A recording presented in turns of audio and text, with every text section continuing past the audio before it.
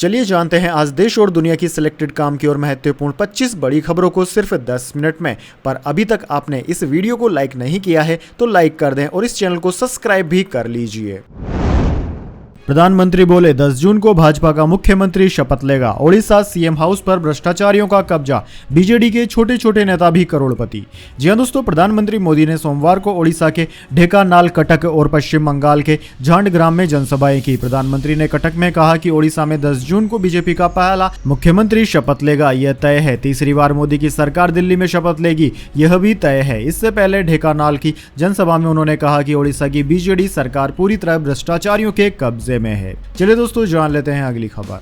BJP RSS नेताओं की target killing, यहूदी भी निशाने पर। अहमदाबाद से गिरफ्तार 4 आतंकवादियों की बड़ी साजिश हुई नाकाम। जी हां दोस्तों, अहमदाबाद एयरपोर्ट से पकड़े गए 4 आईएसआईएस आतंकवादियों ने पूछताछ में बड़ा खुलासा किया। गुजरात एटीएस के हत्थे चढ़े आतंकवादियों को बड़ा टास्क दिया गया था। दरअसल दोस्तों, एटीएस ने अपनी जानकारी में बताया है कि पकड़े गए आतंकवादियों को यहूदियों के प्रमुख स्थलों पर हमले करने और बीजेपी आरएसएस के साथ हिंदू नेताओं की टारगेट किलिंग का टास्क दिया गया था। दरअसल दोस्तों, एयरपोर्ट से पकड़े गए 4 आतंकी श्रीलंकाई नागरिक हैं। ये चारों श्रीलंका से पहले चेन्नई पहुंचे थे और इसके बाद चेन्नई से अहमदाबाद एयरपोर्ट पर उतरे थे। यहां पहुंचने पर गुजरात एटीएस ने इन्हें पाकिस्तान में हथियारों के साथ गिरफ्तार कर लिया था। चलिए दोस्तों जान लेते हैं इसके बाद अगली खबर। कपूरथला में अमृतपाल सिंह का रोड शो, पिता बोले जेल में जोश से लबरेज है आपका नेता। संविधान को लेकर भी प्रतिक्रिया दी। जी हां दोस्तों, पंजाब के खंडूर साहिब लोकसभा सीट पर आजाद प्रत्याशी अमृतपाल सिंह की जीत को लेकर सोमवार को उनके पिता के नेतृत्व में रैली निकाली गई। इस दौरान अमृतपाल सिंह के पिता तरसेम सिंह ने कहा कि अमृतपाल की देश के संविधान के प्रति टिप्पणी पर वह खुद जवाब देंगे। पिता ने कहा कि वह देश के संविधान के अनुसार ही चुनाव लड़ रहे हैं और विरोधियों के झूठे आरोपों पर संगत मतदान से जवाब देंगे। वहीं दोस्तों, आपकी जानकारी के लिए बता दें, श्री खंडूर साहिब लोकसभा सीट से आजाद उम्मीदवार अमृतपाल सिंह के समर्थन में सोमवार को कपूरथला और सुल्तानपुर लोधी में रोड शो निकाला गया।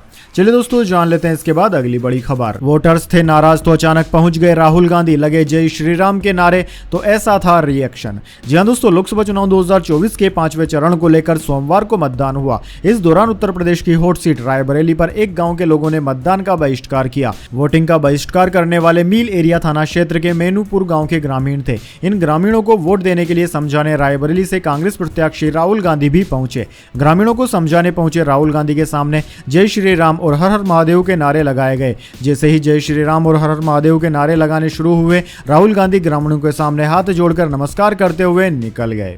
चलिए दोस्तों जान लेते हैं इसके बाद अगली बड़ी खबर। नड्डा बोले पहले आरएसएस की जरूरत थी, अब बीजेपी सक्षम, अब भाजपा अपने आप को चलाती है। काशी मथुरा में मंदिर का कोई प्लान नहीं।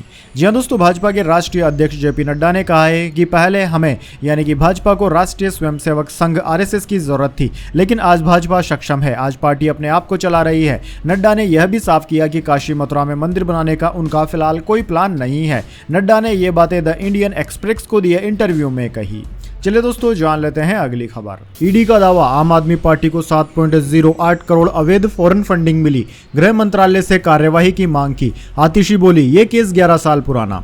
जी हां दोस्तों, एनफोर्समेंट डायरेक्टरेट ने गृह मंत्रालय को पत्र लिखकर बताया है कि आम आदमी पार्टी को विदेशी फंडिंग में 7 करोड़ रुपए से ज्यादा फंड मिला है। यह फंडिंग 2014 से 2022 के बीच Canada, America, Middle East, New Zealand और ऑस्ट्रेलिया से मिलने का दावा किया गया है। एजेंसी के मुताबिक यह foreign contribution regulation act FCRA का उल्लंघन है। वहीं दोस्तों, पंजाब के पूर्व एमएलए सुखपाल सिंह खेरा और अन्य लोगों के खिलाफ ड्रग्स से जुड़ी मनी लॉन्ड्रिंग जांच में एजेंसी को कुछ डॉक्यूमेंट और ईमेल मिले थे, जिसके बाद एजेंसी ने गृह मंत्रालय को पत्र लिखा है। एजेंसी ने यह जांच 2021 में शुरू की थी और खेरा को उसी साल ईडी ने गिरफ्तार भी कर लिया था। अब खेरा कांग्रेस पार्टी में है।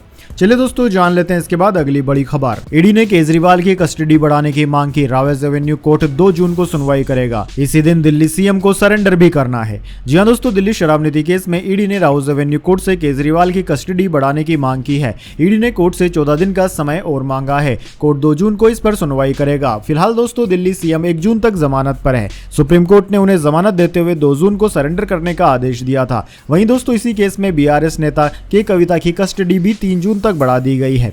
ईडी की 8वीं सप्लीमेंट्री चार्जशीट में ईडी ने अरविंद केजरीवाल और आम आदमी पार्टी को आरोपी बनाया है। जांच एजेंसी ने 21 मार्च को केजरीवाल को अरेस्ट किया था।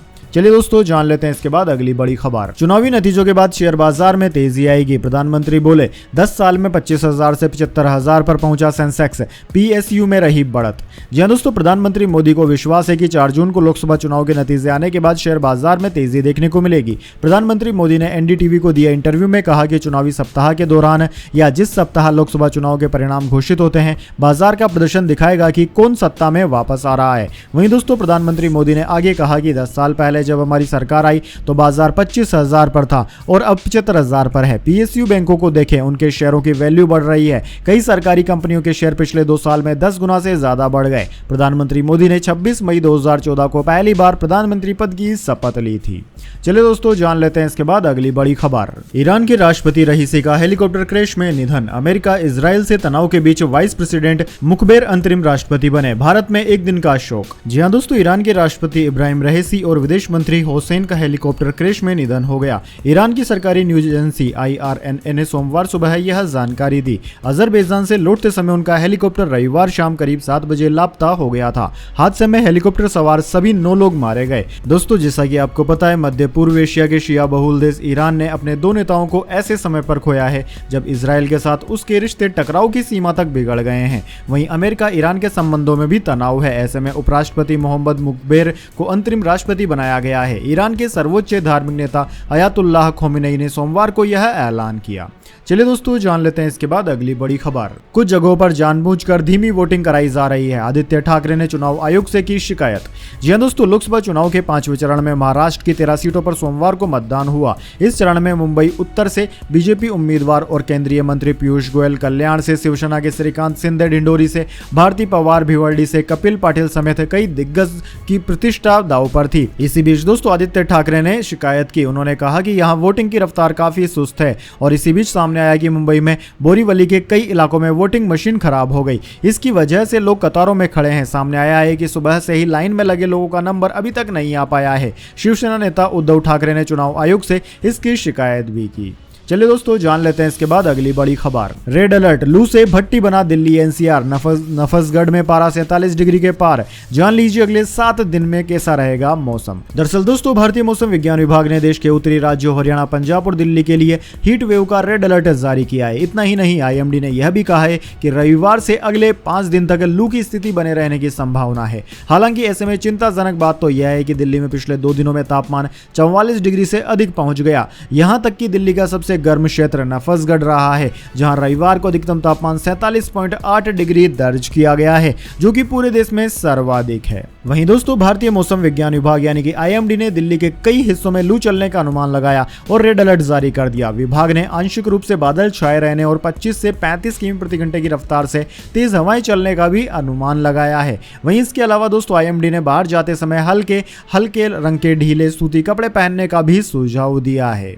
चलिए दोस्तों जान लेते हैं इसके बाद अगली बड़ी खबर। नेपाली प्रधानमंत्री प्रचंड ने संसद में जीता विश्वास मत, 18 महीने में 4थी बार साबित किया बहुमत। जी हां दोस्तों, नेपाल के प्रधानमंत्री पुष्प कमल दहल प्रचंड ने सोमवार को संसद में विश्वास मत हासिल कर लिया। इसके साथ ही अब वह लगातार सत्ता संघर्ष के बीच राजनीतिक स्थिरता बनाते हुए देश की गठबंधन सरकार का नेतृत्व करते रहेंगे। प्रतिनिधि सभा में तीसरी सबसे बड़ी पार्टी नेपाल की कम्युनिस्ट पार्टी के 69 वर्षीय प्रचंड को 157 वोट मिले। विश्वास मत जीतने के लिए सरकार को कम से कम 138 वोटों की जरूरत थी। 275 सदस्यीय सभा में कुल मिलाकर 158 सांसदों ने मतदान में हिस्सा लिया। मुख्य विपक्षी नेपाली कांग्रेस ने मतदान प्रक्रिया का बहिष्कार किया और सहकारी निधि के दुरुपयोग के आरोपी डिप्टी PM और गृह मंत्री रवि लामिछेने के खिलाफ नारे भी लगाए।